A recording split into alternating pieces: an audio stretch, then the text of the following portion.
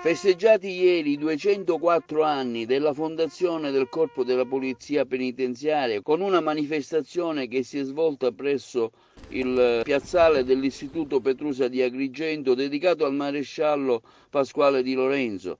Una cerimonia sobria, senza pubblico per via delle restrizioni del Covid, presenti le massime autorità militari e civili, tra cui il prefetto di Agrigento Rita Cocciufa, presenti la dottoressa Cinzia Calandrino, provveditore regionale dell'amministrazione penitenziaria, che ha evidenziato nel suo discorso le criticità del corpo della polizia, tra tutte la carenza del personale. Volevo dare una testimonianza appunto di vicinanza a questo corpo che si è sacrificato particolarmente in questo anno di pandemia.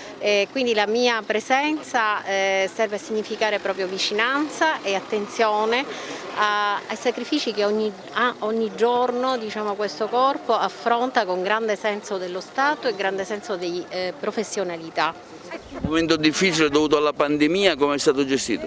Ma è stato gestito bene, con grande professionalità, in sinergia con le autorità sanitarie, che devo sempre ringraziare a livello proprio regionale, ma anche con grande professionalità da parte del nostro personale e del personale sanitario. Io sono orgoglioso di essere il comandante di Agrigento.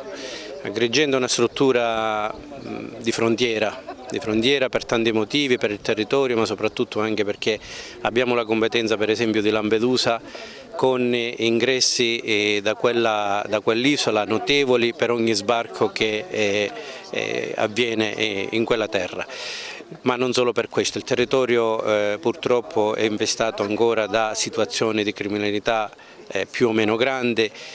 L'attività della polizia in genere è molto pressante e il risultato è che ovviamente tutti gli arrestati vengono portati presso questa casa circondariale.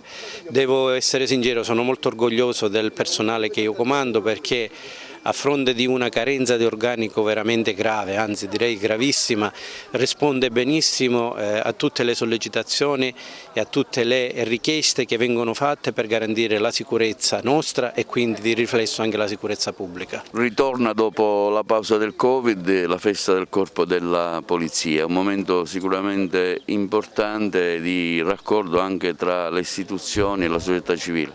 Sì.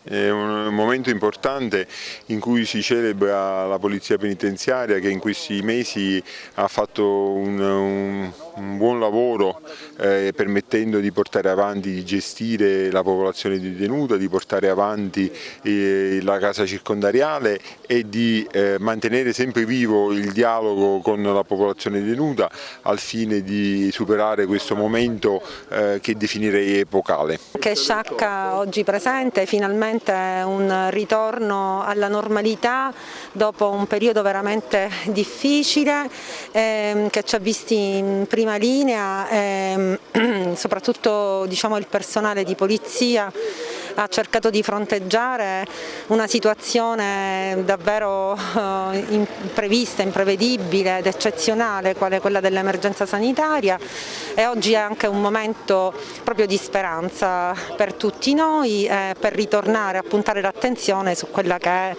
la rieducazione del detenuto e il compito nostro che la Carta Costituzionale ci assegna.